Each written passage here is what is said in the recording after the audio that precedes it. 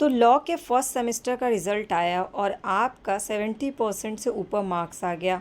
आपने जा कर के अपने दोस्तों को, घर वालों को अपना मार्क्स बताया, तो आपके दोस्तों के ग्रुप में ही किसी दोस्त ने आपसे कहा कि ज़रूर तुम चीटिंग करके पास हुए, इसलिए तुम्हारा 70% मार्क्स आ गया। ऐसा तो मुझे तो पहले ही पता था। और फिर बाकी के दोस्त भी आपका मजाक उड़ाने लगे और आपको इस चीज़ का क्या लगा? बुरा लगा। तो ये क्या हो गया आपके साथ? डिफेमेशन हो गया, मानहानि हो गई आपकी, आपका अपमान किया गया। Hello students, welcome back to my audio class. और आज की क्लास है आईपीसी के एक टॉपिक जिसका नाम है मानहानि यानी कि ऑफ डिफेमेशन। इसके बारे में पहले क्वेश्चन क्या पूछा जाता है वो देख लेते हैं, उसके बाद हम आंसर को फॉर्मेट करेंगे, फैक्ट और कंसेप्ट को मिला के एक आंसर तैयार करेंगे। बेसिकली क्वेश्चन पूछता है कि आईपीसी में वर्णित मानहानि और इसके अपवाद की चर्चा करें। Discuss defamation and its exceptions as laid down in Indian Penal Code. आवश्यक तत्वों की सहायता से मानहानि के अपराध की विवेचना करें। With the help of essential ingredients discuss the offence of defamation. मानहानि के अपराध के अपवादों का वर्णन करें। इस तरह से मानहानि क्या है और मानहानि, प्रकाशन मानहानि जो है वो मानहानि में आता है कि नहीं, ऐसे उलट पलट के क्वेश्चन मानहानि से रिलेटेड पूछे जाते हैं। तो हम शुरुआत कहाँ से करेंगे? हमेशा की तरह आईपीसी के आंसर की शुरुआत धारा से ही शुरू करनी है।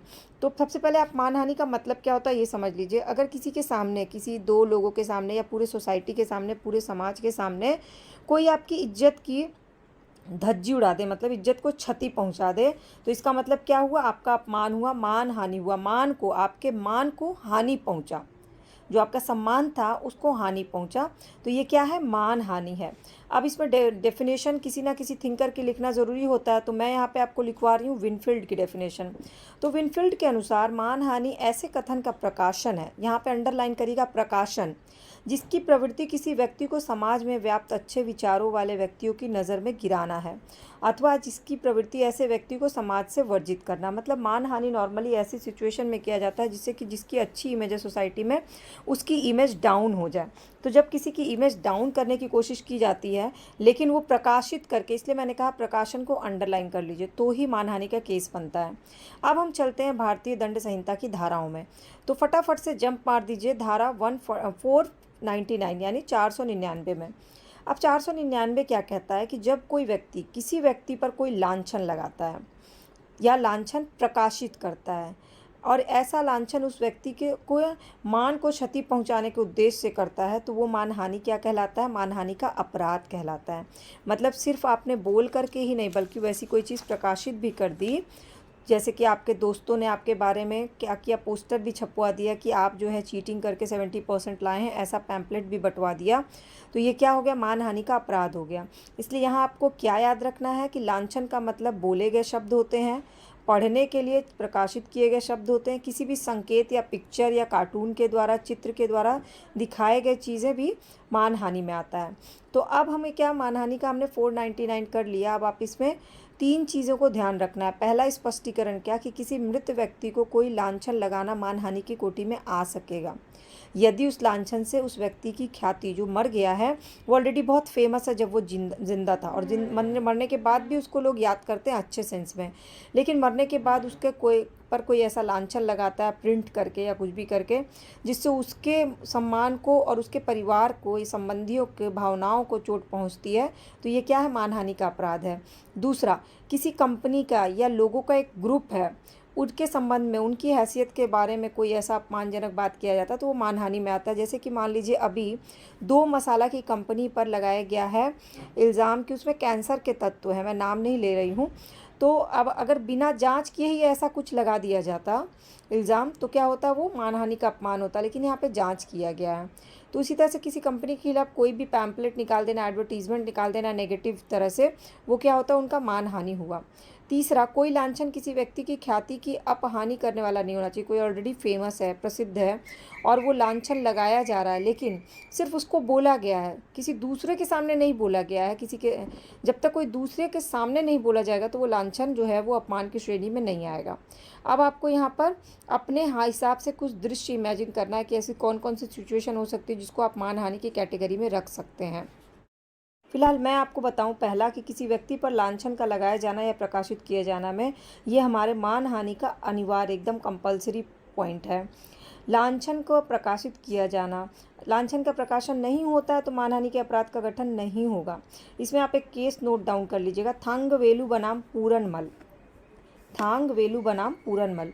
इसमें न्यायालय ने कहा कि प्रकाशन का मतलब है कि जिस व्यक्ति पर लांछन लगाया गया हो उसे छोड़कर वह मानहानिकारक कथन किसी और व्यक्ति की भी जानकारी में अगर आ गया हो, मतलब ऐसा कुछ प्रकाशित किया गया जिससे सिर्फ उस व्यक्ति के बारे में प्रकाशित किया गया और सिर्फ उस व्यक्ति को नहीं बल्कि और भी लोगों को पता चल गया। सपोज़ करिए आपने किसी पे कोई इल्ज़ाम लगाया और उसको लेटर में लिख करके लिफाफे पे बंद करके उस व्यक्ति को भेजा, ठीक, तो यहाँ पे मानहानि का अपमान नहीं बनेगा क्योंकि वो लेटर में बंद था जो भी आपने उसके बारे में लिखा और ये डायरेक्ट आपने उसको भेजा ना कि किसी और को भेजा। लेकिन अगर जो भी आपने प्रकाशित किया है वो कि और लोगों के समक्ष भी आ गया है तो फिर ये क्या हो जाएगा, मानहानि का अपराध हो जाएगा। अब इसमें जीवित व्यक्ति और मृत व्यक्ति दोनों आते हैं और मानहानि मृत व्यक्ति के लिए भी हो सकती है। ये 499 का स्पष्टीकरण मैंने आपको पहले ही बता दिया।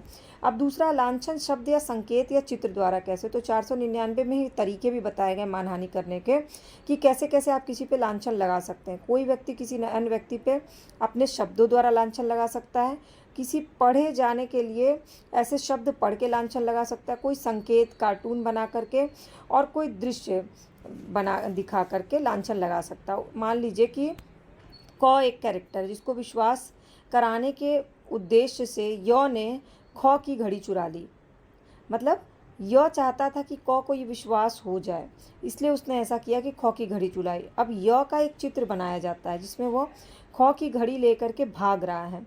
जब तक कि ये धारा 499 में दिए गए अपवाद में से किसी एक के अंतर्गत नहीं आता, ये मानहानि नहीं है। वो अगर सिर्फ चित्र बनाया, दूसरों को शो नहीं किया तो मानहानि नहीं है। उसने अगर ये चित्र प्रकाशित कर दिया तो ये मानहानि का अपराध हो जाएगा। अब इसके बाद क्या आता है, लांछन क्षति या नुकसान पहुंचाने के उद्देश्य से किया जाए।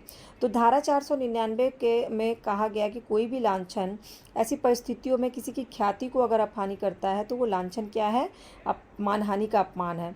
जैसे वह लांछन दूसरों की दृष्टि से, दूसरों की नज़र में, लोगों की नज़र में सामने जिसके बारे में आप लांछन लगा रहे हो उसकी इमेज अगर डाउन हो जाती है तो, जैसे कि पॉलिटिक्स में आप लोग देखते होंगे कि राहुल गांधी से रिलेटेड बहुत सारे कार्टून्स निकलते हैं। पप्पू पास हो गया, राहुल गांधी को कार्टून्स में पप्पू नाम दिया गया है। तो इससे क्या होता है, राहुल गांधी ने खुद अपने नेगेटिव पैम्पलेट तो छपवाए नहीं होंगे, तो कोई ना कोई ये सारी चीज़ें करवा रहा है पैसा दे करके। तो इससे क्या हुआ, ये जो उनकी इज्जत पे क्या हो रही है, मान की हानि हो रही है दूसरों की नज़र में। उस व्यक्ति की साख को नीचे गिराया जाए। यह लांछन विश्वास उत्पन्न कराया जाए कि व्यक्ति वाकई में ऐसा है और व्यक्ति के शालीनता को भंग किया जाए। तो ये सब क्या है, मानहानि में आएगा। अब इसमें आपको कुछ अपवाद भी हैं। अपवाद ये है कि सच बात का लांछन जिसका लगाया जाना या प्रकाशित किया जाना लोक कल्याण के लिए हो। अगर कोई ऐसा लांछन लगाया जा सकता है जो सच है, मानहानि नहीं है और इससे किसी लोक कल्याण होता है, तो फिर ये लोक कल्याण के लिए है या नहीं, ये तथ्य का प्रश्न है। दूसरा अपवाद है लोक सेवक का लोकाचरण। इसमें लोक कृत्य के निर्वहन के लिए लोक सेवक के आचरण के विषय में, उसकी शीलता के विषय में अगर कोई राय दी जाती है और सद्भावनापूर्वक व्यक्त करना मानहानि नहीं है। तीसरा अपवाद है किसी लोक प्रश्न के संबंध में किसी व्यक्ति के आचरण के बारे में, तो भी मानहानि नहीं है। चौथा अपवाद है न्यायालय की जो कार्रवाई हो इसकी रिपोर्ट का प्रकाशन से संबंधित, तो सही रिपोर्ट को अगर प्रकाशित किया जा रहा है तो वो मानहानि नहीं है। पांचवा है कि न्यायालय में निश्चित मामले में गुणागुण या साक्षियों तथा संपृक्त अन्य व्यक्तियों का आचरण, मतलब आपका यहाँ पर है जहाँ तक कि उसका सील और आचरण से प्रकट हो, कोई राय चाहे कुछ हो, अगर अभिव्यक्त किया जाएगा तो वो मानहानि नहीं है। जैसे क कहता है कि मैं समझता हूँ कि य का साक्ष्य इसका विरोधी है कि मूर्ख है या बेईमान होना चाहिए। अब यहाँ पे ये सद्भावनापूर्वक कहता है, इस बात को अपनी राय देता है, शीलता से कहता है, तो यहाँ पे मानहानि नहीं है। छठा अपवाद है लोक कृति के गुणागुण, किसी ऐसी कृति का गुणागुण के विषय में जिससे लोक के निर्णय को रखा गया हो और सद्भावनापूर्वक व्यक्त किया गया हो, तो मानहानि नहीं है। अब जो व्यक्ति किताब प्रकाशित करता है वो उस पुस्तक में जो भी चीज़ें लिखता है वो लोगों से परमिशन, मतलब वो ले करके लिखता है ना, वो किसी को मानहानि के लिए प्रकाशित नहीं करता है। कोई अभिनेता या गायक है जो किसी रंगमंच पे आता है और अपने अभिनय और गायन से अपना कर्तव्य दिखाता है, जो भी कर रहा है, तो उससे क्या है, वो किसी का मानहानि नहीं कर रहा, वो अपनी कला को प्रदर्शित कर रहा है। 7वां अपवाद है किसी अन्य व्यक्ति के ऊपर विधिपूर्ण प्राधिकार रखने वाले व्यक्ति द्वारा सद्भावपूर्ण की गई परिनिंदा। अब इसमें क्या है कि ऐसे विषय जिसमें कि विधिपूर्ण प्राधिकार हो और अन्य व्यक्ति के आचरण को सद्भावनापूर्वक की गई हो, तो वो मानहानि नहीं है। यदि किसी की भलाई के लिए कहा जाए कोई बात, तो वो मानहानि नहीं है। यदि किसी के हित की संरक्षण के लिए कोई बात सद्भावनापूर्वक किया जाए, तो मानहानि नहीं है। अब किसी व्यक्ति के विषय में कोई लांछन लगाना या प्रकाशित करना, ये जो होता है ना, अपमानजनक लेख लिखना, ये क्या होता है, मानहानि होता है। क्योंकि जब लेख प्रकाशित हो जाता है तो पर्टिकुलर उस व्यक्ति का क्या हो जाता है, मान का हानि हो जाता है। मानहानि कारक विषय का प्रकाशन, इसमें एक आप केस लिख सकते हैं। तकी हुसैन के बाद में एक व्यक्ति ने डाक द्वारा एक सूचना एक पुलिस अधिकारी के पास भेजी। सूचना लिफाफे में बंद थी। सूचना में प्राप्तकर्ता के चरित्र के बारे में लांछन लगाया गया था। तो इलाहाबाद उच्च न्यायालय के अनुसार इस मामले में मानहानि का अपराध नहीं हुआ, क्योंकि अपमानजनक वस्तु का प्रकाशन नहीं हुआ, बल्कि उसको बंद लिफाफे में भेजा गया। अब कोई जो है वो मानहानि के मामले में कोई प्रकाशन करता है, कोई पेपर धारा 499 में लिखा गया है, तो वो मानहानि का अपराध कर रहा है। लेकिन कोई अगर प्रकाशक जो है उसी चीज़ को पुनरावृत्ति करके दोबारा प्रकाशित कर देता है, तो वो भी मानहानि का अपमान कर रहा है, मतलब वो भी किसी का मानहानि कर रहा है। तो ऐसे अपमानजनक लेख का समाचार पत्र में प्रकाशन होना, उसको प्रिंट करके कई बार प्रिंट करके लोगों में डिस्ट्रीब्यूट करना, ये सब क्या है, मानहानि का केस है। इसीलिए किसी भी व्यक्ति के संबंध में लांछन लगाने के लिए प्रकाशन जो है वो सबसे इम्पॉर्टेंट एलिमेंट हो जाता है। सवाल उठता है क्या कि समाचार पत्र के खिलाफ भी मानहानि हो सकता है? तो चूंकि समाचार पत्र कोई इंसान तो है नहीं, तो इसके विरुद्ध कुछ लिखना कोई अपराध नहीं है। पर कुछ विशिष्ट दशा में अगर समाचार पत्र की मानहानि, उन व्यक्तियों की मानहानि होती है, तो उसके प्रकाशन के लिए उत्तरदायी है। समाचार पत्र से जुड़े लोगों की अगर मानहानि होती है, तो समाचार पत्र के भी मानहानि का अपराध हो सकता है। अब सवाल ये उठता है कि मानहानि के लिए फिर दंड क्या है? तो जो कोई किसी अन्य व्यक्ति की मानहानि करेगा, वो सादा कारावास, जिसकी अवधि होगी 2 वर्ष तक की, जुर्माना, दोनों से उसको दंडित किया जाएगा। दंड का प्रावधान किया गया मानहानि के लिए दंड धारा 500 में, और 501 में कहा गया कि मानहानि कारक जानी हुई बात को मुद्रित या उत्कीर्ण करना, प्रकाशित करना। 502 में कहा गया कि मानहानि कारक विषय रखने वाले मुद्रित या जो भी प्रकाशित हुए हैं उस पदार्थ को बार बार बेचना, ये किस में है, 502 में है। जो एक बार प्रकाशित हो गए, आप उसको बेच रहे हैं अगर, तो आप भी उसमें इंक्लूड होते हैं। तो अब आपको ये पूरा कंसेप्ट और फैक्ट क्लियर हो गया होगा कि मानहानि की शुरुआत आपको धारा 499 से करनी है। मानहानि का मतलब बताना है, फिर विनफील्ड की परिभाषा देनी है, फिर 3 कीवर्ड्स आपको ध्यान रखने हैं, शब्द, चित्र और संकेत, और फिर इसमें आपको केस लिखना, थांग वेलु बनाम पूरनमल केस का, जो इसके बारे में मैंने आपको बता दिया। इसके बाद आपको मृत व्यक्ति का भी मानहानि होता है, ये बताना है। लांछन शब्द, संकेत या चित्र द्वारा हो सकते हैं, सिर्फ प्रकाशित होना ज़रूरी है। इसके बाद अपवाद में आप क्या लिख सकते हैं कि जब सच बोला जाए, जनहित के लिए, किसी लोक सेवक के लोक आचरण के लिए, किसी जन कल्याण के प्रश्न के बारे में अगर हो, न्यायालय की कार्रवाई की रिपोर्ट अगर जस की तस प्रकाशित कर दी जाए, निर्णित मुद्दों को अगर व्यक्त किया जाए, या फिर किसी विधिपूर्ण प्राधिकारी का निंदा किया जाए और अपने हित की सुरक्षा के लिए सद्भावनापूर्वक जो बात कही जाए या लिखी जाए, वो सब मानहानि में नहीं आता है।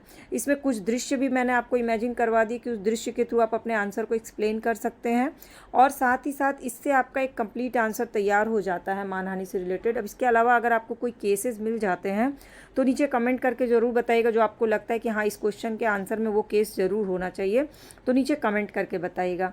फिलहाल LLB सेकंड सेमेस्टर की हिंदी में क्लासेस सारे पेपर की टॉपिक वाइज, सब टॉपिक वाइज चैनल के प्लेलिस्ट पे हाल ही में अपलोड किया हुआ है, और इसकी लिंक, इसका चैनल का प्लेलिस्ट है LLB क्लास का, आप उस प्लेलिस्ट पे भी विजिट करके देख सकते हैं, और आपको सारी यूज़फुल वीडियोस मिल जाएंगी। एंड प्लस पॉइंट ये है कि 2 से 3 किताबों को मिला के 15 मिनट में एक एक टॉपिक को कवर करने की कोशिश किया है मैंने, ताकि आपका एक अच्छा परफेक्ट आंसर तैयार हो जाए। क्योंकि सबसे बड़ी प्रॉब्लम हो जाती है जब हम प्रॉपर आंसर राइटिंग नहीं कर पाते हैं, तो पढ़ा लिखा सब कुछ बेकार हो जाता है। इसके अलावा आपका कोई भी डाउट, क्वेरी, क्वेश्चन होगा तो नीचे कमेंट सेक्शन में पूछ सकते हैं, और सब्सक्राइब या फॉलो बटन को क्लिक करके बेल आइकन को प्रेस कर लीजिएगा, ताकि आपको सारी क्लासेस की अपडेट फ्री ऑफ कॉस्ट मिल जाए। और मेरी ये वीडियो क्लासेस आपको कैसी लग रही हैं, ये भी मुझे कमेंट करके ज़रूर बताइएगा।